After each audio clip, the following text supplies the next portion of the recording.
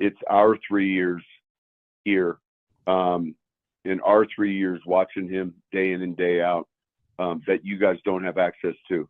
And so he will be ready to go and ready for the moment.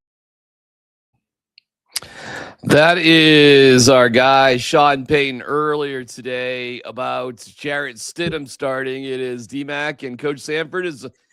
We just watch a mind-numbingly boring Patriots-Texans game. Maybe just give me your first thoughts on that. We can dig into Stidham and all that.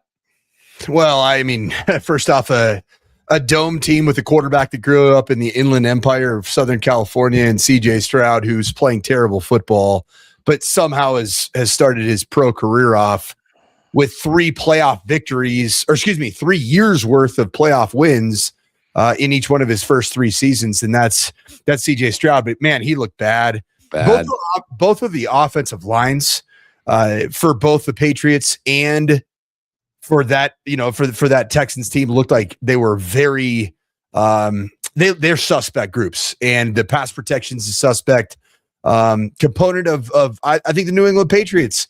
It's back-to-back weeks that we've watched the Patriots win big or relatively comfortably. Mm-hmm.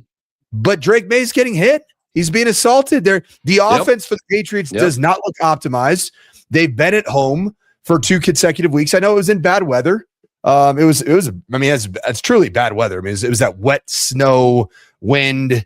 It was not ideal, but man, I liked the matchup. It's the matchup I was rooting for. And you want to know why, DMac? Is the New England Patriots, while good everywhere, they're a good special teams unit. They're a good defensive unit. They run the football well. They have a 2-headed monster with Ramondre Stevens and also the Travion Henderson, the running back from Ohio State. But they also they play good defense. But that's not the Texans defense, man. You watch Will Anderson Jr. coming off the edge for the Texans. You see all of the potential disguised looks up front.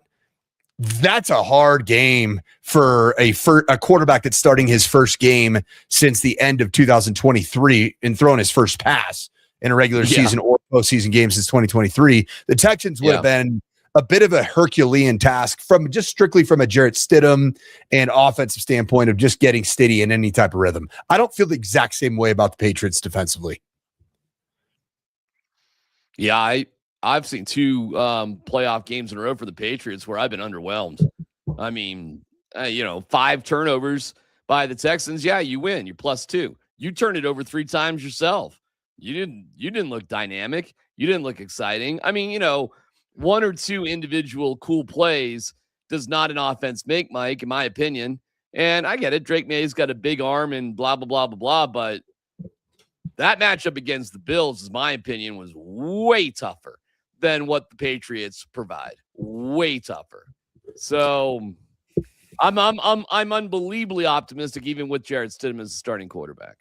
No, I agree with exactly what you're saying there, Darren. And man, I'm excited about this week. What a day yesterday.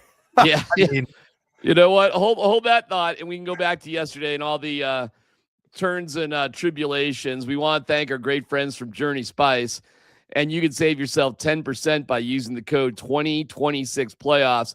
No matter what the meal is with Journey Spice, it goes better. I don't care what it is. Great packaging, incredible non-GMO, organic, no salt, no sugar, just absolute deliciousness on whatever you want to use. I can't recommend it enough for whatever you're doing for the AFC Championship game this week, the Super Bowl. It goes better with Journey Spice. So just go to Journey Spice at Amazon.com, get on that QR code, and save yourself some money. More from Journey Spice in a little bit. But yeah, Coach, it was an incredible day yesterday. You want to recap your emotions and feelings? And I do have a lengthier explanation from today from Sean Payton about the whole thing, but your emotions basically on yesterday. Well, obviously I was at the watch party there at number 38 for Altitude Sports Radio, and it was awesome. It was one of those days where you just you want to put it into a nice little bottle, put a cork on it and save it for times of your life. Like I want to reopen that for that feeling of community, that feeling of energy, that feeling of belief. Man, playing in the playoffs in football, as much as I love everything about Denver Nuggets in the NHL and the Colorado Avalanche in the postseason, there's truly nothing like the NFL playoffs. Agreed. Truly nothing like it. Agreed. And yesterday at number 38, I mean, that place was packed to the gills. Every single area that you could be. I mean, outside it was what was it? Probably by the end of the game, 38 degrees. It was packed outside? Darren, it was like more packed outside. Wow. And then eventually the inside caught up to the outside, and the outside stayed like that because it was so warm, because everybody was just like huddled in shoulder to shoulder and losing their mind with strangers that happen to be Denver Bronco fans wearing the same colors. Awesome. That is so great. So, I had a chance to bring my youngest son, Griffin, with me. He's a 9-year-old, and my wife, Anne-Marie, came, and it was just, man, we were there for about 6 hours, 7 hours. You brought Griffin. Griffin was probably the one turning tables over and starting the fights. He was, man. Griffin was on my shoulders. We were up on the. It's so funny, man. The stage there at number 38, right underneath the massive jumbotron, or the big screen that hangs down.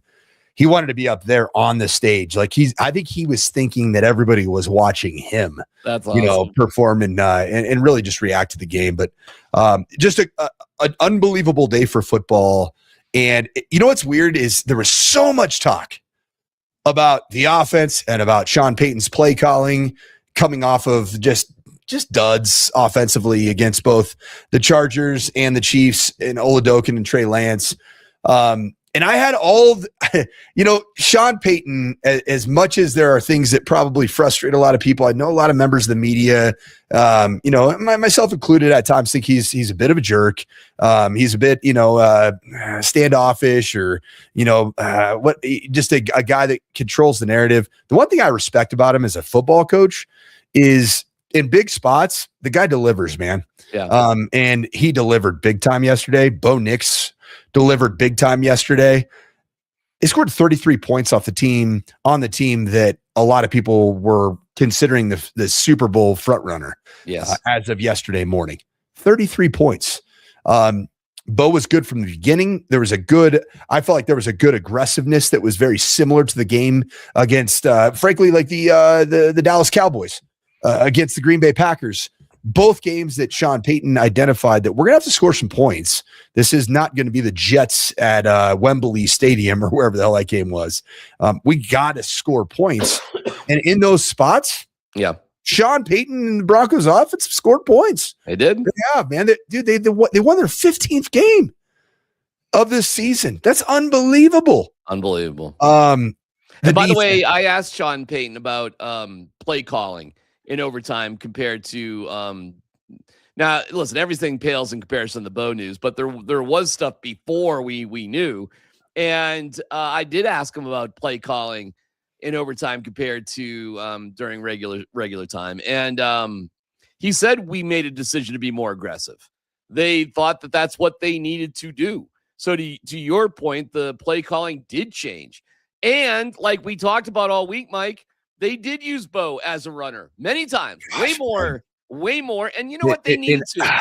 You know what? And I know I have zero impact on whatever happens on the field at Empower or any away game, but man, I have been standing from the top of the collegiate mountain range here in Colorado, just shouting and proclaiming from the rooftops that the Denver Broncos need to run Bo Nix more. Yeah.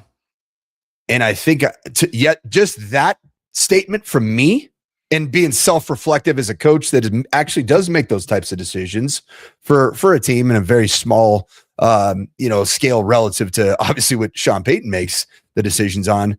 Man, I felt it's a culpability because if you don't run Bo Nix that much, you lose the game. Yeah, I agree. And that's something that I said from the jump. But then, of course, the high risk, high reward of running your quarterback. Whatever. I know, but it was.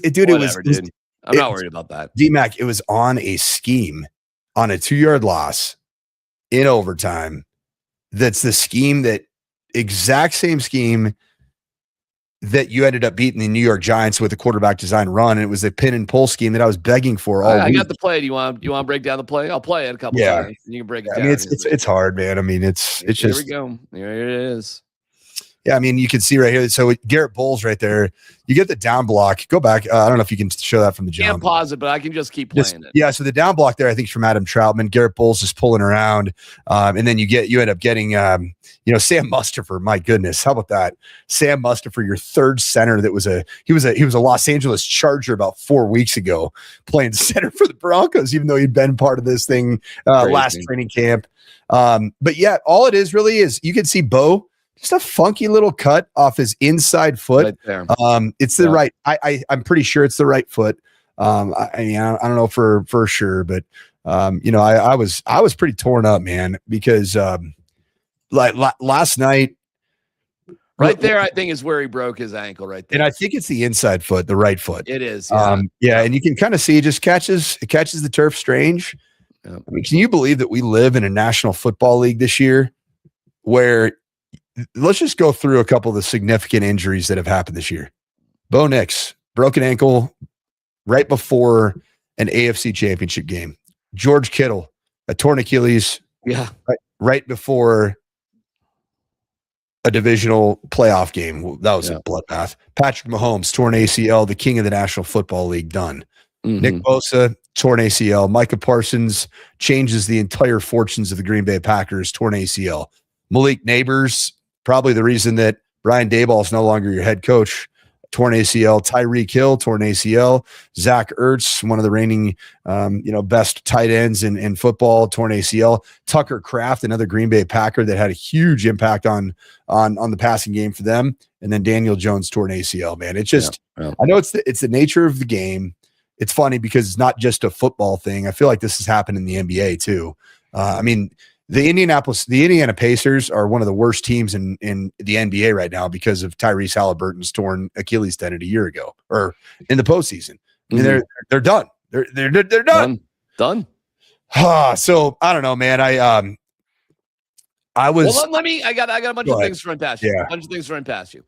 But first, let's set up the story. So this is earlier today. Sean did have media today, and this is a little bit long. But it does go through the entire post game of Sean and Bo. So again, this is a couple minutes long. Hang in there with it.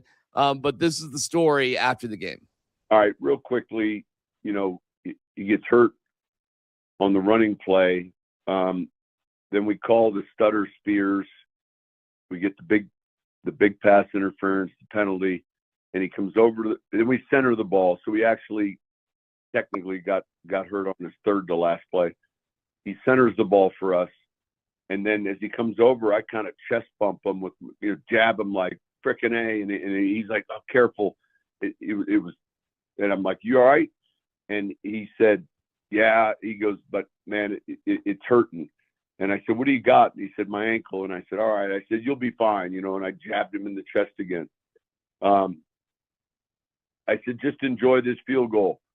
And so, we come in afterwards and, at that point it's, everyone's in there and celebrating. Then I came and did the presser with you all. When I came back from that press conference, Bo, our medical trainer, George, there was a group in my office, and I knew they didn't say anything, but I knew there was something. We always meet after the game and discuss injuries, but that was early, and they said, look, there's a fracture.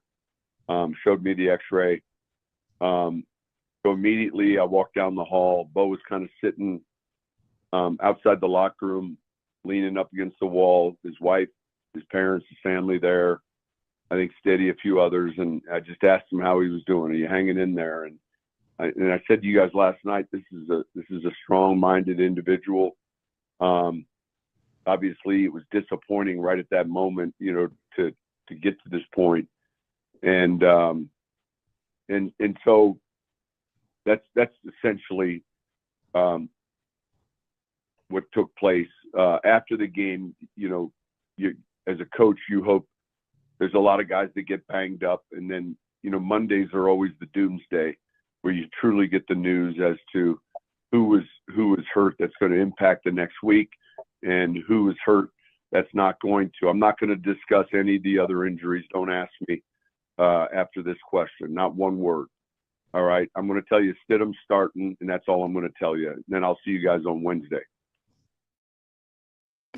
All right. So Sean tried to, lay the law down there. But sure, Pat Bryant, I'm curious about him. Troy Franklin, I'm curious about him. Yeah. Even Marvin Mims, I know he came back and played, but unfortunately took a shot to the rib cage from a TV camera. I'm a little concerned about him. I'm concerned about Alex Forsyth, our starting center. How about Sam Mustipher, like you said, playing a significant role, who was not even playing football basically this entire year. Not to mention Alex Forsyth he's a fill-in starting center. Well, that's right. And there's a chance Wattenberg actually could be back. Yeah, I think the IR, if I'm not mistaken, there's some components of the IR that could be impactful this week, right?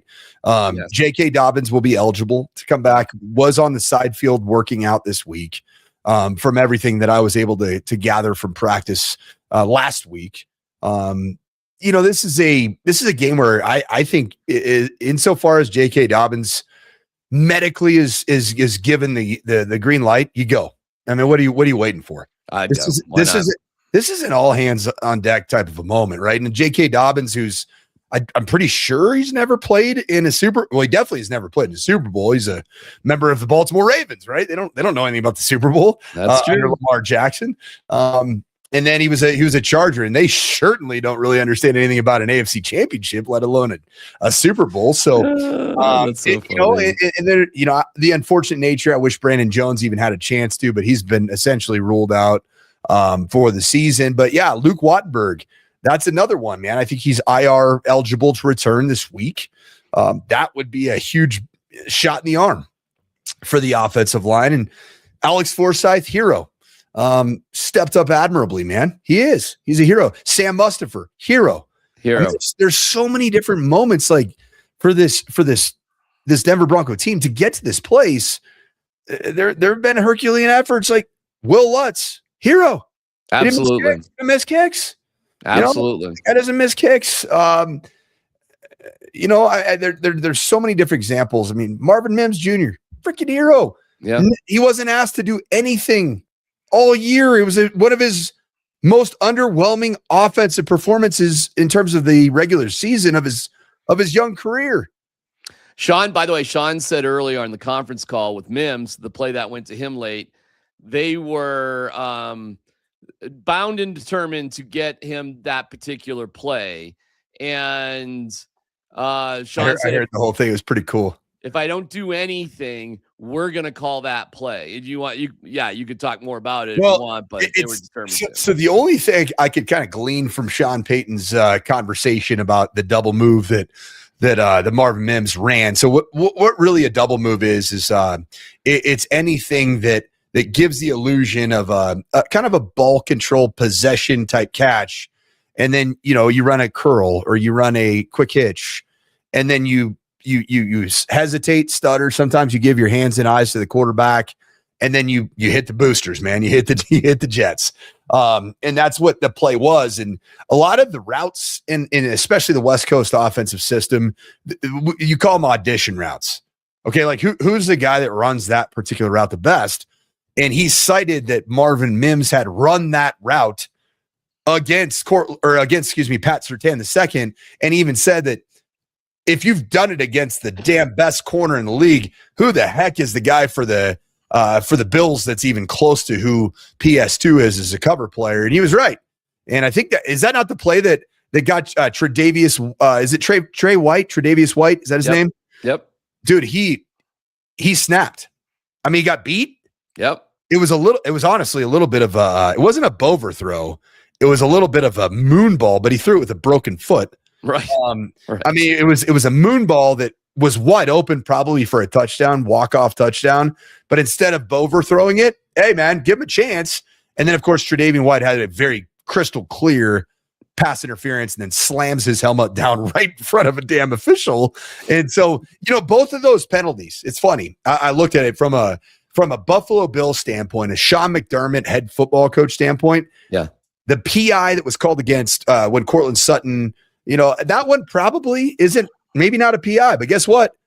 The Bosa roughing the passer was a real play. That was a 15-yarder no matter what. So you only got a couple extra yards from the PI, maybe 2 yards. You're getting me towards the Bills whining and crying, and let's get to that in just a second. I got a couple things to play for you from that. Hold on. There's a world of flavor out there, and to find it, you have to take the journey. Journey Spice Company handcrafts the most premium spice and seasoning blends that have no sugar, no salt, are certified USDA organic, non-GMO, vegan-friendly, and always planet-friendly. You are going to love serving amazingly delicious creations while knowing you helped reduce single-use plastics. Make sure to search for Journey Spice Company on Amazon today. Yeah, we love you, Journey Spice. Use the code 2026 playoffs and save yourself 10%. Thank you, Journey Spice. Yeah, let's get to Sean McDermott and his whining and complaining, because there's something I want to go over with you. But we start now. He doubled down. He did a presser, and then he called back his social media guy later and kept going on about it. Yeah. So, and the whole concept. Good job, man. Sean McDermott's fighting for his employment, man. That's the bottom line. But this makes me sick as somebody who did live in Buffalo for a long time and actually does root for the Bills after the Broncos. But it's a second place parade town, Darren. It's a second place parade town. That's where I was going. If I keep hearing second place parades and no goals, and when I hear that, it just makes me cringe, because that's the stereotype that applies directly to Buffalo being a loser city. And I don't think he was doing any favors for Buffalo by saying the following. And I've had a chance to look at it. It's hard for me to understand why it was ruled the way it was ruled. And if it is ruled that way, then why wasn't it slowed down? Just to make sure that we have this right. That would have made a lot of sense to me, to make sure that we have this thing right, because that's a pivotal play in the game. We have the ball at the 20, maybe kicking a game-winning field goal right there. So I'll just leave it at that. But I'm saying it because I'm standing up for Buffalo, damn it. I'm standing up for us. Because what went on is not how it should go down, in my estimation. That play, these guys spent 3 hours out there playing football, pouring their guts out, to not even say, hey, let's just slow this thing down. That's why I'm bothered. Down by contact? In my eyes, it was. Yes, in my eyes, it was. But even listen, I got something to play for you to shut them the hell up. But what's your reaction to hearing that? And give me a second. I got something else for you. But what's your initial reaction to hearing that? That's a gutless, spineless head coach that is manufacturing anger to put on a facade, a face that Buffalo Bills fans want him to put on, but that's not, you can tell that's not who he really is. Because I'm standing up for Buffalo, damn it. Like, terrible. How manufactured, and it just felt fraudulent to me. Did the Buffalo Bills waste a golden opportunity? Holy cow. I mean, and I'm not even talking about just the game. I'm talking about the entirety of the postseason of no Mahomes, no Burrow, no Lamar Jackson. Yep. I mean, we watch all these games. I mean, did you watch the first drive of the Chicago Bears with Caleb Williams play? The one thing about the lack of Tom Brady and Peyton Manning and Joe Burrow and just all of the established greats at the position, as fun as it is to have a changing of the guard, the CJ Strouds of the world and even the Bo Nixes of the world, we're seeing a lot of turnovers in this postseason, man. A lot. And you got Josh Allen, who's been playing for as long as he has, and you don't take advantage of the opportunity. You turn the football over 5 freaking times, and you give up 33 points to the Denver Broncos, who barely scored 19 against both the Olajuwon Chiefs and the LA Chargers. It's deplorable. It's deplorable for Sean McDermott and Buffalo Bills. And you know what? If that franchise is serious about ever winning a damn thing, they would fire him tonight. period. Let me point something out to Sean McDermott and some of these. First of all, it's an interception, okay? The ball wasn't controlled through the ground. It's an interception. It was an unbelievable play by Jaquan McMillan. Dude, when you slow that thing down to 1/1000th, of course it looks like a potential catch. But that's not how the game's played. Oh. The game's not played in 1/1000th. Crazy. All right, but let's give some credit, by the way. So the Broncos in overtime, they do get a first down, but then they go 3 and out after that. So they don't do anything. Jeremy Crawshaw, a punting savant from Australia who was a draft pick, hits maybe his best punt of the entire year. And he's had a lot of good ones. And that sets the Bills back. And this happened. 2nd and 9. Stands at the goal line. Steps up away from the heat. And now holds onto it with 2 hands as he's ridden down after a 4-yard gain by Cooper. Great adjustment by Denver, blitzing early on the first play. This time they drop into cover 4, and Josh wants to make sure of things. Lucky to get out of here. That could have been a hold in the end zone, which could have ended the game the other way. That would have been crazy. Yeah, the safety would have won the game. So now you've got 3rd down. They nailed that on the broadcast. So let me just show you this photo here, Coach, and you can talk about this. Is that a hold on DJ Jones? It's as egregious of a hold as there is. But ironically, what I would tell you is it probably, if it was officiated correctly, that should have been called a holding, but not in the end zone. Why? It should have. Look at him. I mean, look where his feet are at. Well, Josh Allen's in the end zone. It doesn't matter. It's where the hold takes place. It's where the hold takes place. Yes, where the hold takes place. Gotcha. Yep. So where the hold takes place is at the half-yard line, and really in that position, that's where the hold is completed. But when you lose the pass pro rep that number 76 does right there, typically the holding probably took place about a yard prior, even a yard shorter of the end zone. So while Josh is in the end zone, and I've seen this type of a call made frequently, but there's no way an NFL official would have ended a division rivalry classic on a safety. Could you imagine if that would have happened in overtime? It would have been unbelievable. It would have been the first. I mean, it's never happened. Never happened. It would have been truly unprecedented. I mean, it was a good pickup by Nance and Romo to recognize, well, that actually could have happened. But I see what you're saying as well. I mean, the hold did continue into the end zone for sure. That's a judgment call, right? That's a complete judgment call to say, at what point did the referee identify a clear and obvious hold? And it very easily could have been in the end zone. Either way, it's a hold. I guess what my point is with McDermott, to be so flustered and upset, and I'm defending Buffalo's honor and blah, blah, blah, all this sort of stuff, is to just sort of have a blind eye towards the 10 million other things that happened along the way.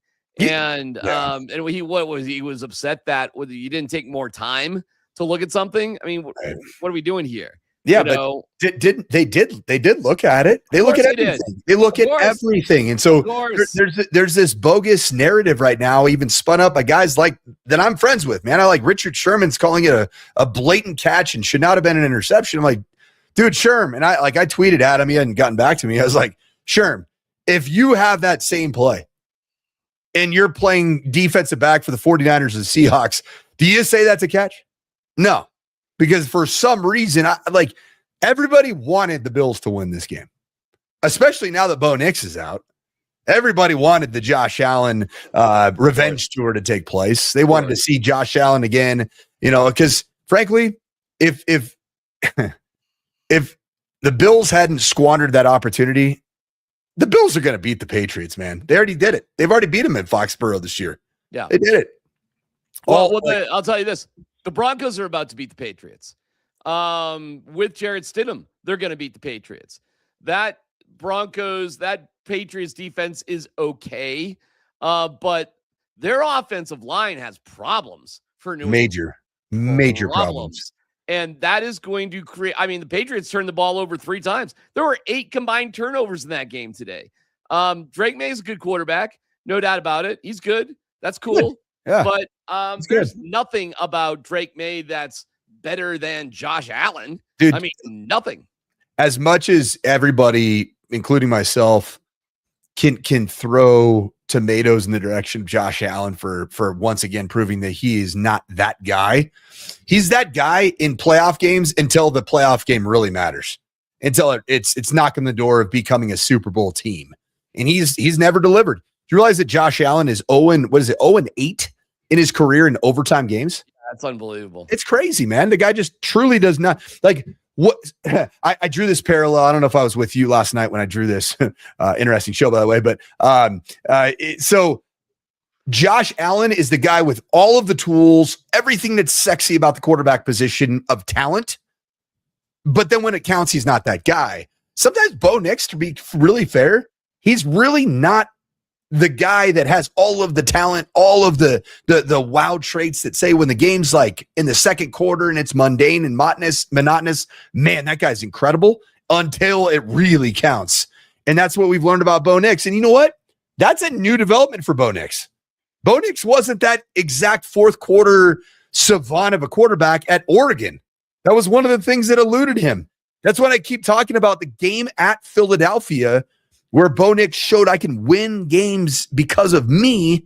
That was a huge milestone in that young man's career to show that he can do that. And I don't know exactly, DMac, you understand contract stuff in the NFL way better than I do, but man, as a show of good faith, does Bo Nix get a contract this offseason? No. Okay. It doesn't. It just... I know, because you control the option and all that. Yeah. Yeah. It happens after your third year, going into your fourth year for the slam dunks of the world. And then it happens somewhere in your fourth year, and it's usually an extension. Now, let me ask you this: it won't happen. That would be kind of ridiculous this offseason. Would it be ridiculous? Would it actually potentially be a wise investment for the Broncos not doing it in year 3 or 4? Well, I mean, of course, they would save themselves tens of millions of dollars, but I mean, and cap money. That's the key if they want to win a Super Bowl. Yeah, I mean, we don't have anything to worry about. Bo Nix is going to be the quarterback here in Denver for the next 10 to 15 years, however long his career is going to be. Yeah. The concept that he has something else to prove is stupid. It's no. Dumb. I mean, he proved it. Yeah. I mean, it's and almost the I know the emotions were real yesterday for all of us, really, and a lot of it's the shock, but coming off the euphoria of Bo Nix out-dueling Josh Allen, the reigning best quarterback today in the National Football League, it's still playing. To hear that he has broken a bone in his ankle, it felt like you don't want to get too over the top here, but emotionally, it almost kind of feels right now like with Bo Nix. Like, think about like the grunge music movement, or like the Jimi Hendrixes of the world, or the Jim Morrison of the Doors. When somebody all of a sudden is tragically gone, they become an icon, hero, a figure that transcends normalcy. And I kind of feel the same way with Bo right now. Like, to win a game like that, to show really no notable signs for any of us normal people until you look back at it. Yeah, I gotta look back after the fact. Yeah. And then to find out he's done, like, and have that, get a text from your friend. I mean, we're all there, right? I mean, different ways. I was on a live show on Altitude TV when it all went down. And Vic Lombardi says it. And I'm like, dude, come on, old man. Vic, what are you doing? Are you really pulling our chains right now? That's a weird way to do it. And I was shocked, man. I was shocked. But on the flip side of this, man, there are so many things about this Jarrett Stidham narrative and storyline that it has me fired up, man. I am excited. Excited. It's not like he's a rookie. He's not. And the ironic twist that he was drafted by the Patriots and Josh McDaniels, well, that's kind of a fun one too. And in what round? Fourth round out of Auburn, I believe. I believe it was fourth round. So similar, like to what Tyler Shuck was in that same category. I mean, he's not an undrafted free agent talent. Yeah, I'll tell you some other stuff just about Jarrett Stidham. First of all, he's a very confident guy. We've been impressed by him in training camp. It's not like he sucks or anything like that. Been good. He can throw the football. He's a taller dude. He's in that 6'4" sort of range, a little taller than Bo. he has the absolute incredible respect of his teammates. They love him. They love him. They do love him. Sean loves him. Sean loves him. And Sean loved him 2 years ago. Sean said, listen, there's ample proof with the Patriots and the Raiders, but we make our judgments on the last 3 years that Stidham's been here. There's a reason why they kept him around and they liked him more than Zach Wilson and Sam Ehlinger. And by the way, today they did sign Ben DiNucci, another crazy story. The Nooch was doing flag football goof videos with just average Joes and working for CBS TV. He was also training quarterbacks, high school quarterbacks in Colorado that I coached against. Arvada West quarterback Logan Duacek. Really? And he trained Mountain Vista's junior quarterback Marquise Reese, who's an absolute baller. Ben DiNucci was training those two guys. I just scrolled through his Twitter today to see what my guy DiNucci has been up to. And he was at a high school football game watching his two trained quarterbacks in Colorado face off against each other in the first round of the playoffs. 6 weeks ago. It's unbelievable. It's a crazy story. I got denied asking questions today. Oh, well. But I was going to ask, have you considered, in light of Phillip Rivers, Drew Brees, or somebody else like that, not necessarily to start, but to be on the staff as a sort of just in case sort of guy? And I didn't get there. And then they signed DiNucci, and, there you go. I guess it's over there. But we've seen crazier stories, Coach, in the NFL. And we've seen guys who have been added to rosters and in weird situations make big impacts late. And listen, this would not be the first time. Jeff Hostetler took over for Phil Simms during the regular season, but still, Tom Brady in his second year went back and forth, filling in for most of the year. But it was Drew Bledsoe who actually won the AFC Championship, and then Belichick put Brady back in. It was Nick Foles taking over for Carson Wentz. Like, this isn't even a new story. This replacement quarterback sort of stepping in. It has happened before. It's not unprecedented. So when you add Ben DiNucci as a practice squad player, which will be most likely elevated to the emergency third, that's the reason. No doubt about it. Of course. Yes. Here's a potential thought here. So the formula for the Broncos to beat the Bills involved the legs of the quarterback position, correct?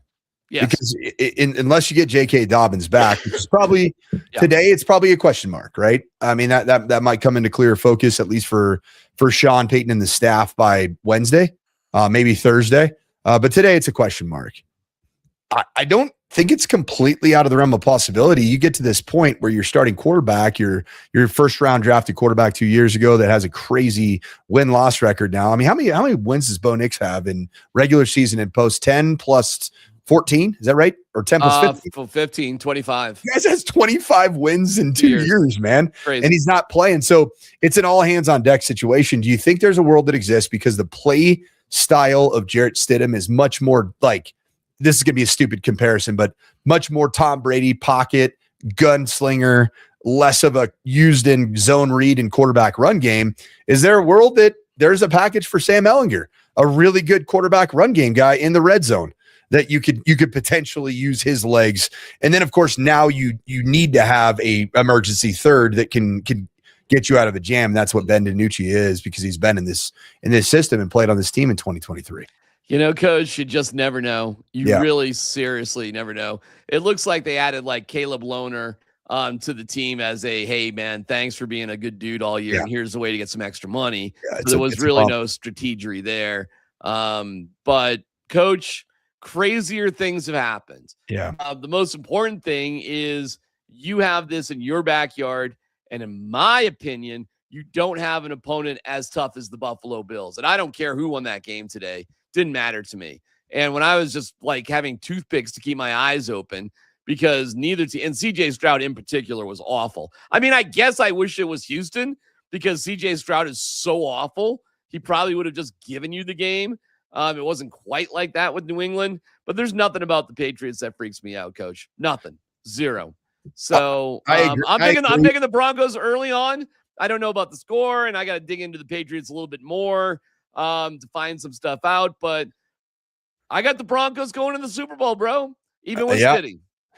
And Jarrett Stidham. Here's one thing. There's a couple things that Man, okay, there's three. We'll say there's two different significant moments that at the time irked me as it relates to the Jarrett Stidham, kind of trajectory of being a Denver Bronco quarterback. When Sean Payton very blatantly disliked Russell Wilson, I feel like he used Jarrett Stidham as a cog in the manipulative wheel of this guy is the spark this team needs. Do you remember that? And you were not far removed from competing for a playoff spot that year in 2023. Oh, it came down to the final 3 games. Came down to the game against New England. Yeah, that's exactly right. It came down to the Patriots game, and they got blown out. Yeah.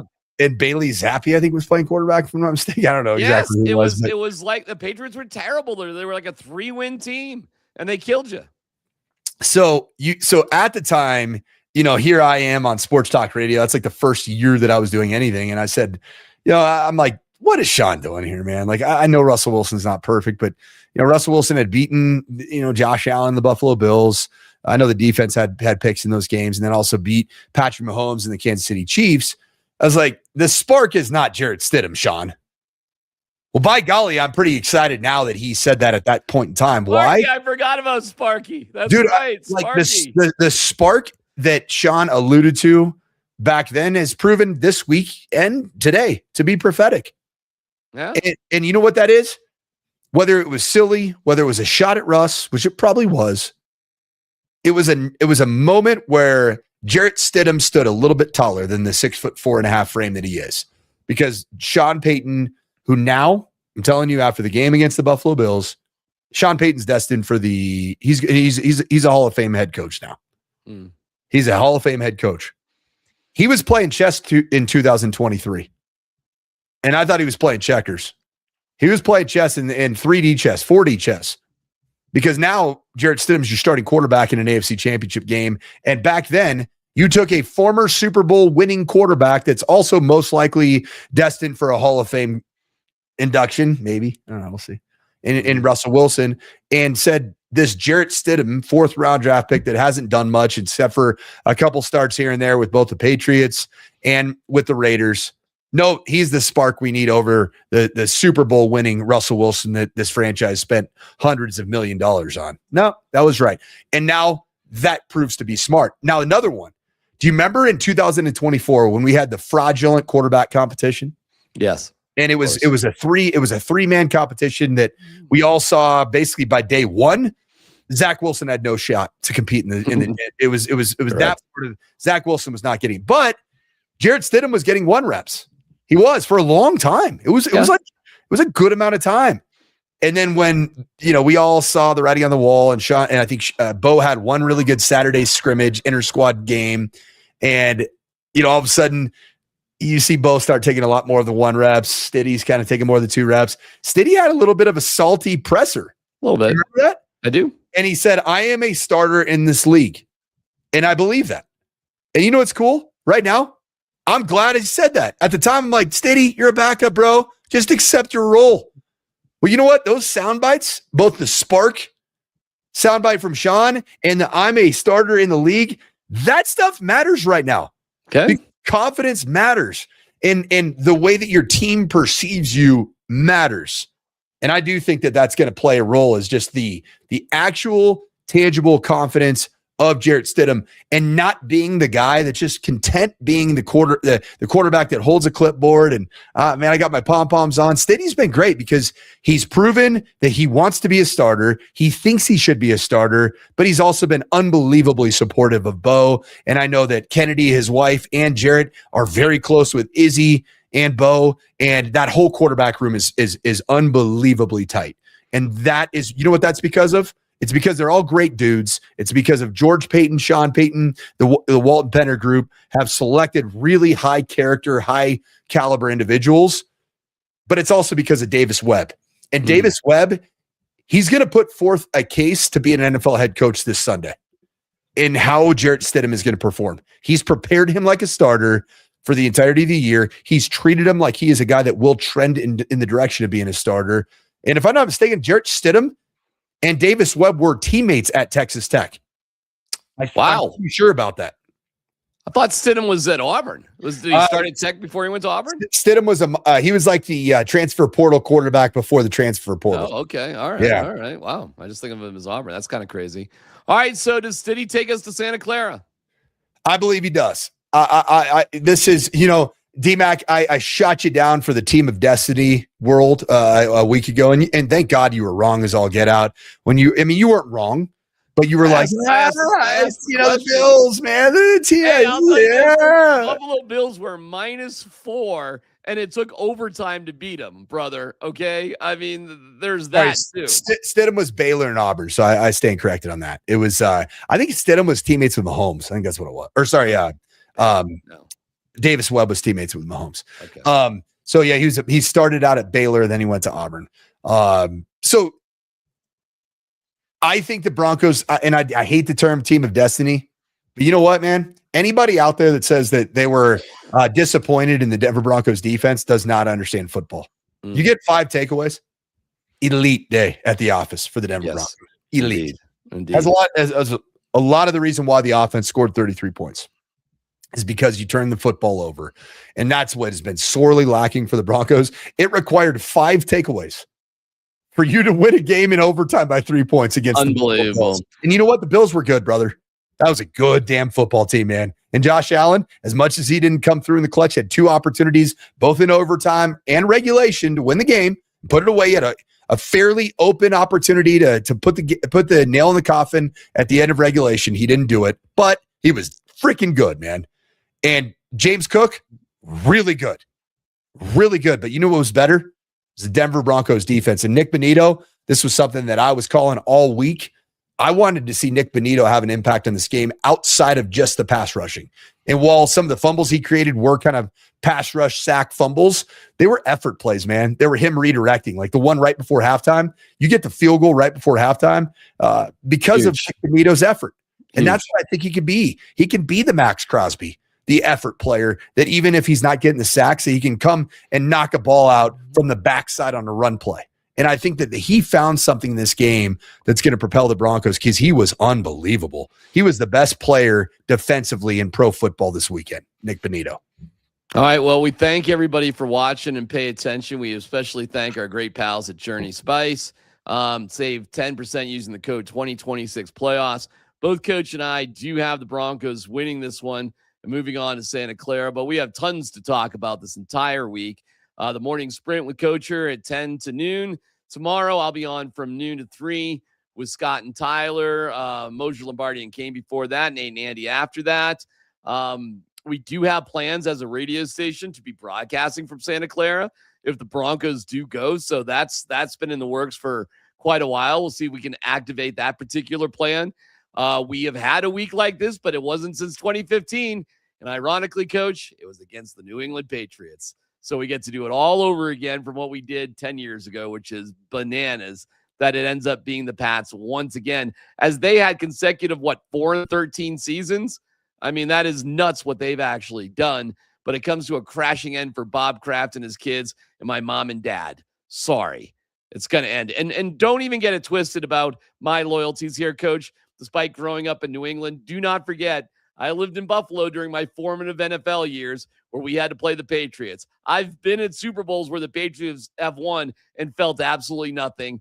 I have somewhat small wry smile for my parents, and family members, but my rooting interest, it's more conflicted with Buffalo than New England. Yeah, of course. You don't grow up and do what I've done and been here in Denver as long as I have and like the Patriots. It doesn't happen. And hey, Peter McKee, Peter. I love Peter and Eileen, and I love them. And hey, Eileen, get over here, Eileen. You gonna watch the Pats game? Let's go to New England. Let's watch the Pats game. It's gonna be a wicked good game.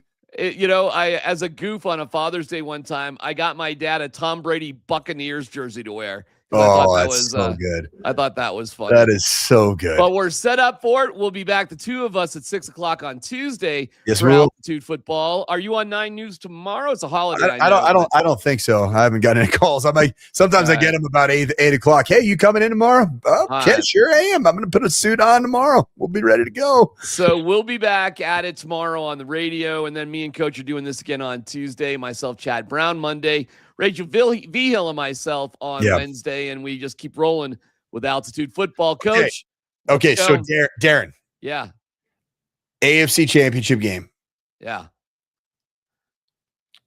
Can we find a way for the post-game show to be better technologically than it was last night? Don't go to a damn Nuggets or Avs game. Nobody cares about that in that particular moment. They care about our coverage of the AFC Championship game. And then I need to do, because we'll probably be right back at number 38 again on Sunday, 1 o'clock. And I think probably halftime, I got to head back and get into our good, friendly studios so that people can hear us and see us, and we can give coherent, clear breakdowns of the game. There is significant talk that the Mile High postgame show on Altitude TV and Altitude Plus will be broadcast from a different location. I can't reveal it because I don't know it 100%. I think I know where it's going to be. But I've had conversations. DMac, I think I know where it's going to be. It might bring us all together. You know what I think it's going to be? At Peta and Eileen's house in New England. We're going to be there live from New England. We're broadcasting here from New England. Huh? Get a lobster roll. Get a lobster roll. It'd be a wicked piss of broadcast. No doubt it'd be wild, man. Like Sam Adams. Give me a Sam Adams. Eileen, can you get me a damn Sam Adams? I'll tell you, Stidham's starting, and that's all I'm going to tell you. Then I'll see you guys on Wednesday.